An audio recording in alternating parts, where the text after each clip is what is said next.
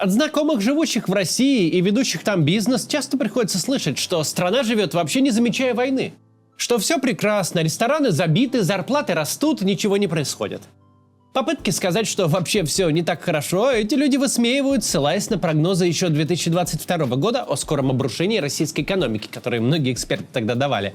И предлагают просто посмотреть за окно, чтобы понять, Путин произвел новое экономическое чудо. В последнее время такая позиция стала проникать активно даже в экспертные оценки. Во многие интервью удивительная реальность, в которой в России наступил просто экономический ренессанс, звучит не только из телевизора, но иногда и в независимых медиа от самых уважаемых спикеров. Давайте сегодня разберемся, почему так получается и что вообще происходит с российской экономикой.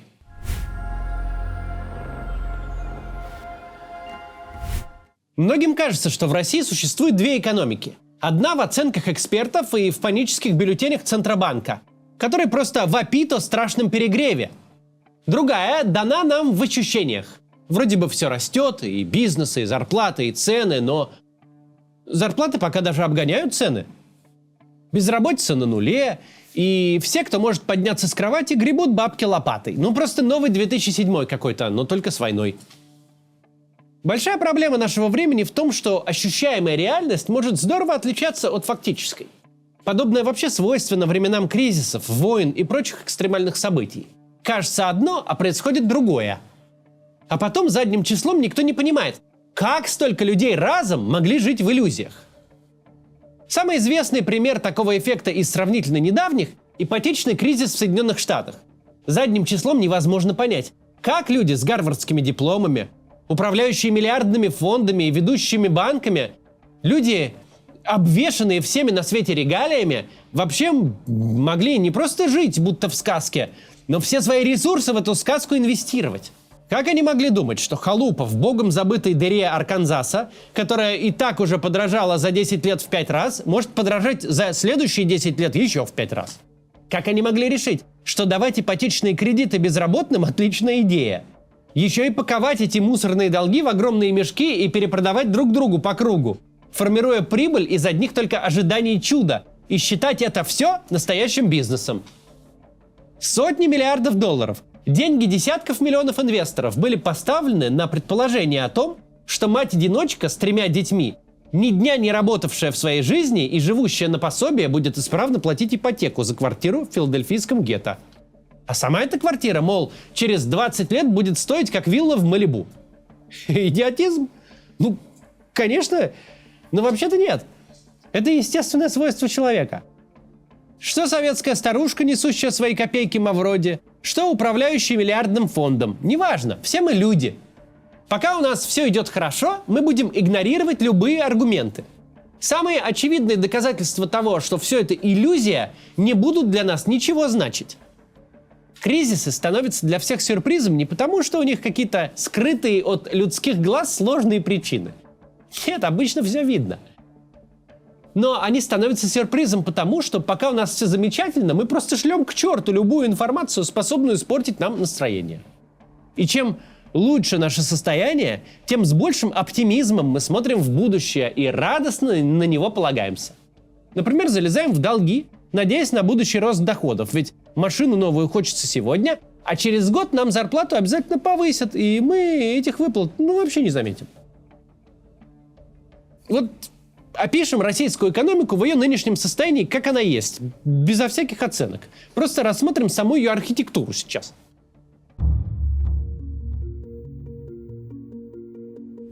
Есть гигантский растущий сектор под названием «Война». Люди получают в этом секторе зарплату, и неважно, кого именно мы имеем в виду.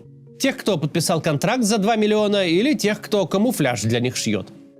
Так вот, с точки зрения экономики и те, и другие пенсионеры. Да, прям пенсионеры. Они получают большие деньги или за взятие очередного хутора, или за производство какой-нибудь байды, типа танка, для взятия хутора.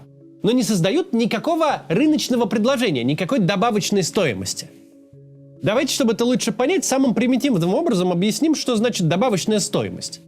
На примере бармена. 50 грамм виски в хорошем баре, как правило, стоит как бутылка в магазине, то есть в 10 раз дороже. Но сотни миллионов людей по всему миру считают, что это хорошая сделка, и бар не пустуют.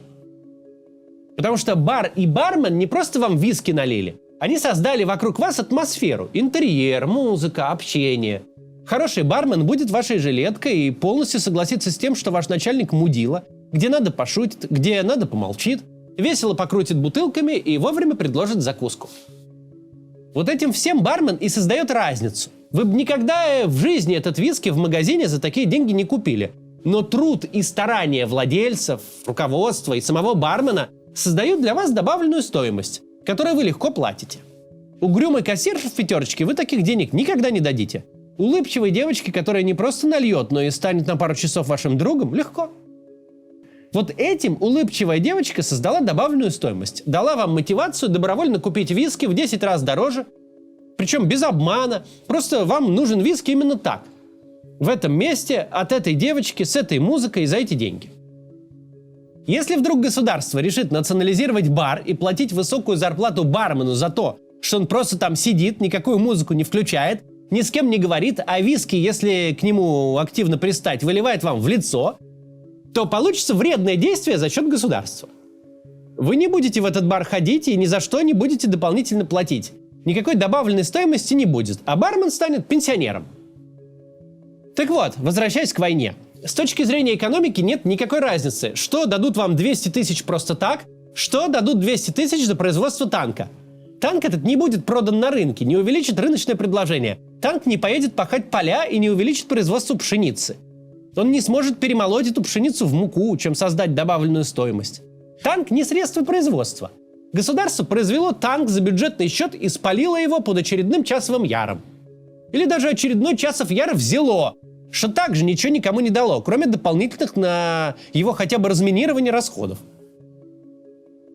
Государство заплатило за всю цепочку производства, начиная с добычи руды и выплавки стали и заканчивая покраской готового танка. А на выходе не получается ничего, что хоть зачем-то нужно. За что можно хоть что-то получить назад.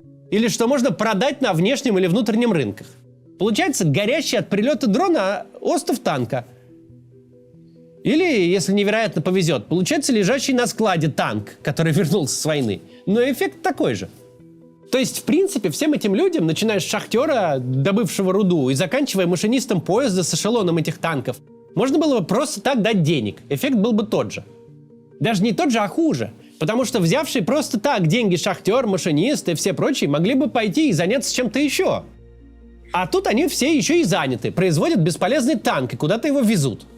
Если мыслить категорией морали, человек, подписавший контракт за 2,5 миллиона рублей в Москве, взял деньги за то, что отправился убивать и умирать. Но экономика таких категорий не знает. Для нее вы прежде всего забрали человека, который создавал какое-то предложение на рынке труда, пусть даже это был хоть пьяный сторож на овощебазе. Но если ему платили, значит овощебазе сторож был нужен. Вы изъяли из экономики человека, приносившего, будучи сторожем, пользу, и просто так дали ему 2,5 миллиона, оставив на месте его труда зияющую дыру, которую заполнить будет дороже, ведь сторожей стало на одного меньше. Эффект буквально такой же, как если бы этот сторож просто вышел на пенсию. Вы создали из трудоспособного человека баснословно дорогого пенсионера. Это только самое начало проблем. Сейчас о них дальше поговорим, сначала небольшая реклама. Пляжный отдых традиционно самый популярный у россиян, особенно у жителей больших городов. А что если бы можно было поехать не в курортный отель, а в собственный домик? Где-нибудь на Бали? Думаете, это недостижимая мечта? Не такая уж и недостижимая, если остальное время этот домик сдавать. На самом деле это довольно популярный вид инвестиций, и существуют компании, которые предлагают такую недвижимость под ключ. Я вам сегодня хочу рассказать про Break Property, одного из крупнейших девелоперов на Бали. Они работают с 2016 года и построили больше 44 тысяч квадратных метров высококлассной курортной недвижимости. А сейчас они запускают проект Elysium. Он расположен рядом с предыдущими объектами, то есть в уже обжитой зоне, и в 2 шагах от пляжа. Это тоже позволяет с большей вероятностью прогнозировать, что новый проект покажет такие же хорошие результаты, как и ранее запущенные проекты. Ведь, например, на уже построенном комплексе Болливуд загрузка за прошлый год составила 88%, что является довольно высоким показателем. В комплексе будут построены виллы и компактные апартаменты с собственным садом, балконом и видом на океан и горы. Кроме того, здесь запланировано 2500 квадратных метров общественных и коммерческих пространств. Рестораны и кафе, магазины и коворкинги, тренажерный зал, спа-центр, йога-студии, уединенные места для медитации и зоны отдыха с просторными бассейнами.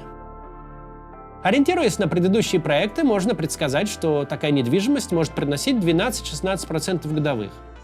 Плюс еще в том, что на Бали сезон круглый год без перерыва, да еще и поток туристов постоянно растет. Например, в апреле 24-го их было на 28,5% больше, чем годом ранее. А это, естественно, приводит к росту стоимости недвижимости. При этом хлопот минимум, все сдается под ключ, в цену входят даже вилки и ложки. Все объекты застрахованы, застройщик дает гарантию 7 лет на качество постройки. Туристам недвижимость сдает управляющая компания, она же занимается уборкой, ремонтом и другими текущими вопросами. Вам остается только получать доход. Ну и, конечно, если вы захотите сами там отдохнуть, ваша вилла или квартира всегда к вашим услугам. Сейчас у Брейга действует акция. Вы оплачиваете только часть стоимости недвижимости, а оставшуюся часть можно будет гасить с доходов от аренды. А с промокодом MAXCATS вы получите специальные условия на обслуживание от управляющей компании, что еще больше увеличит доходность инвестиций. Все подробности по ссылке в описании. А еще у Брейга есть русскоязычный YouTube-канал, где рассказывают о тонкостях инвестиций в недвижимость на Бали. Заходите, изучайте и подписывайтесь.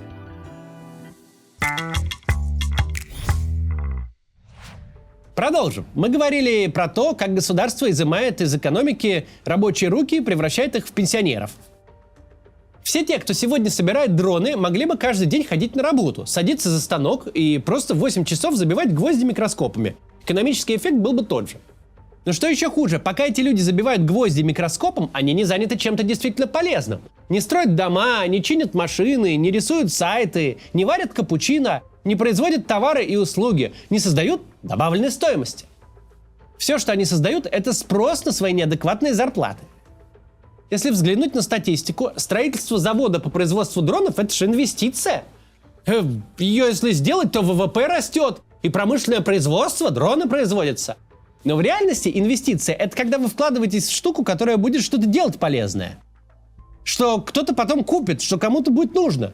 Генерировать деньги должна инвестиция, а не только пожирать вложения. В случае с военным производством инвестициями это не назовешь, ведь государство и инвестор и единственный клиент, и производится то, что ни зачем никому не нужно. Люди и предприятия, получающие деньги просто так, создают огромный спрос на все, от квартир до еды. Чем шире расползается доля тех, кто зарабатывает забиванием гвоздей микроскопами, тем больше вся остальная экономика перестраивается под их спрос. Строится больше домов, вводится больше квадратных метров торговых площадей, производится больше одежды, автомобилей, всего на свете. Больше, чем экономика в нормальном ее состоянии может переварить. Больше, чем зачем-то нужно кому-то.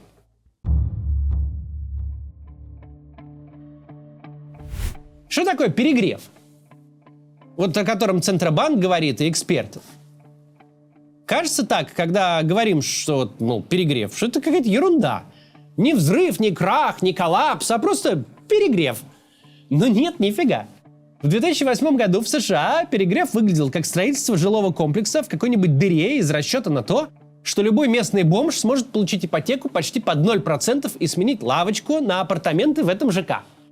И у застройщика при этом нет ни одной идеи, кому продать этот жилой комплекс в том случае, если аттракцион банковского идиотизма закончится.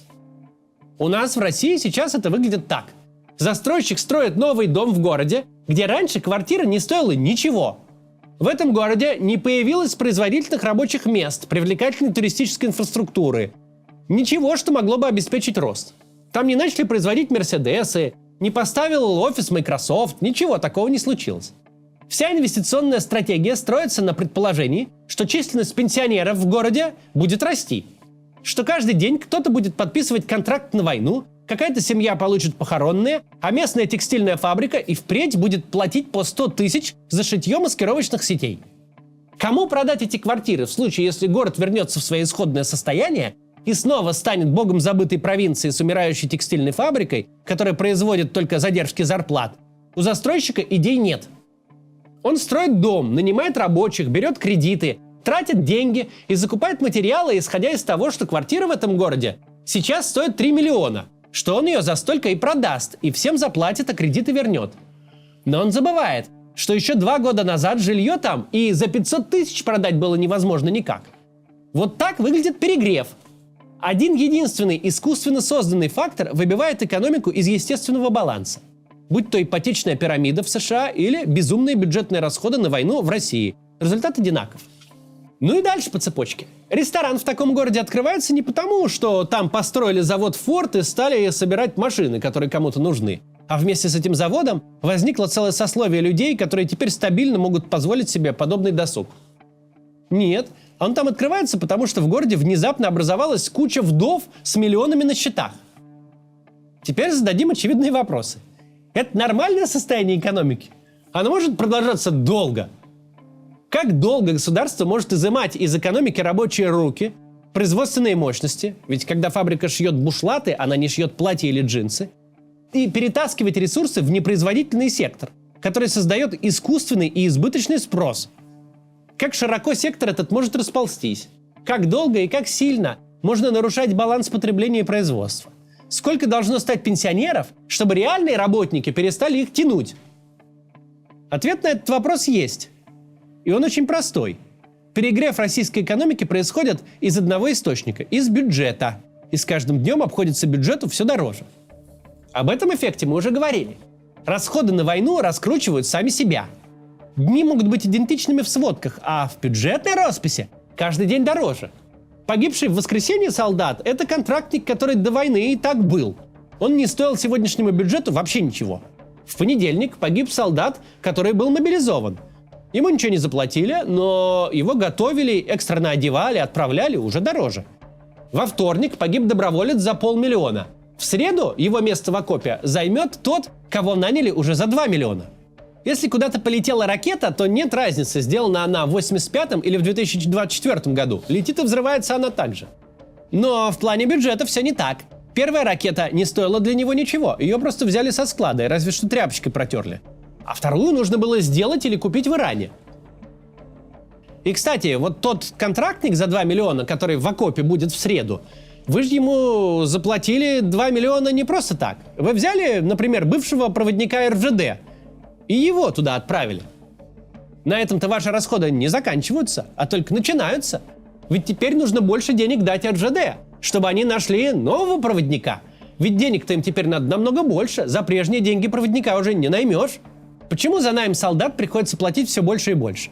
Потому что в начале войны добровольцам стали платить по 200 тысяч в месяц, и их годовая зарплата равнялась цене как минимум двухкомнатной квартиры в большинстве областных центров России. Сегодня приходится рекламировать службу по контракту, обещая совокупный годовой доход уже в 5 миллионов рублей. Ведь те 2 миллиона, которые в 22 году были двушкой в Челябинске, в 24 стали Ладой Вестой.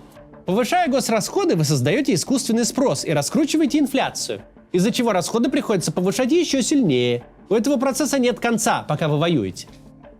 До каких пор эта математика может сходиться? Пока у бюджета есть на это ресурсы, и он может ее поддерживать. Главным образом, пока Путину присылают много бесплатных долларов и евро за нефть и газ из-за границы, и наоборот препятствуют оттоку туда этих долларов санкциями. В общем, сейчас эти ресурсы у государства есть, и мы не будем предсказывать, когда они закончатся, ведь на это влияет слишком много факторов. Однако стоит зафиксировать, нынешнее состояние российской экономики ненормально. Спрос на работников, товары и услуги в ней создан искусственно и происходит из одного источника.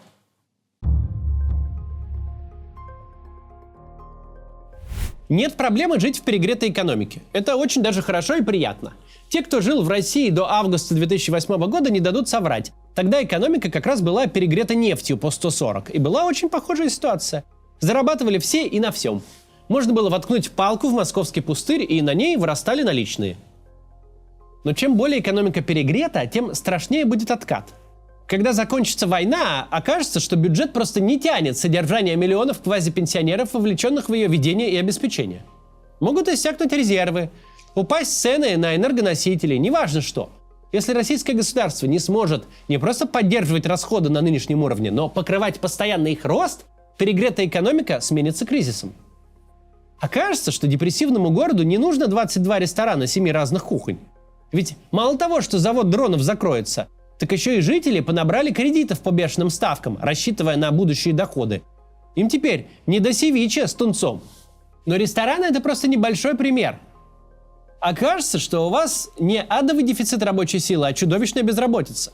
Потому что настоящая экономика не в состоянии переварить такое количество бывших пенсионеров, а уж тем более платить им деньги, к которым те привыкли и в расчете на которые выстроили свой образ жизни.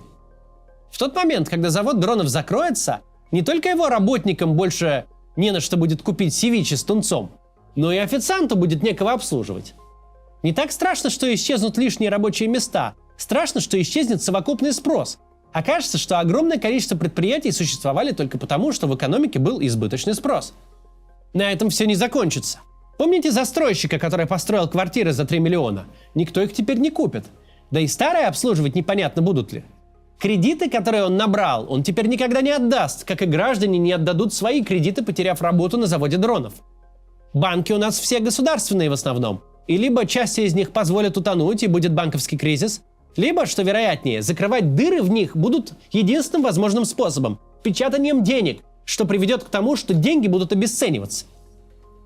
Текущее состояние российской экономики – это буквально праздник, что-то вроде свадьбы. В нашей культуре принято на свадьбу тратить последнее. Женитьба провинциального слесаря порой выглядит как гулянка Дерипаски.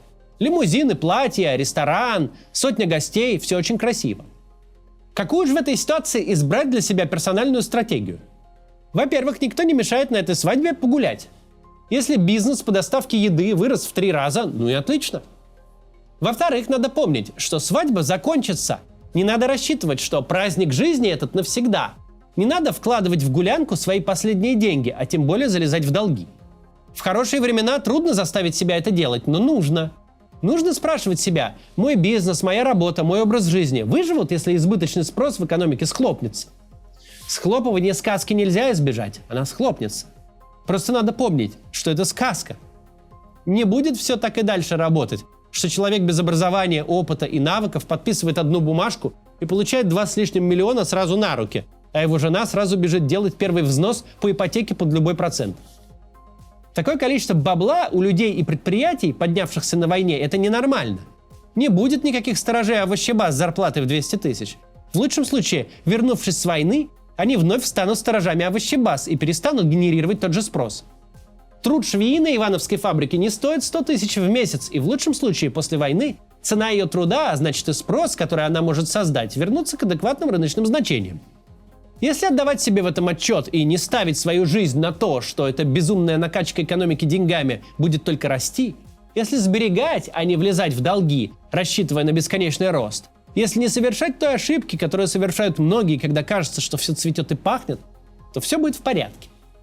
Если же кто-то обрадовался, что теперь его готовы нанять не за 40, а за 100 тысяч и на радостях побежал покупать китайский джип за 3 миллиона в кредит по ставке 20%, то похмелье после праздника у этого человека будет очень тяжелым.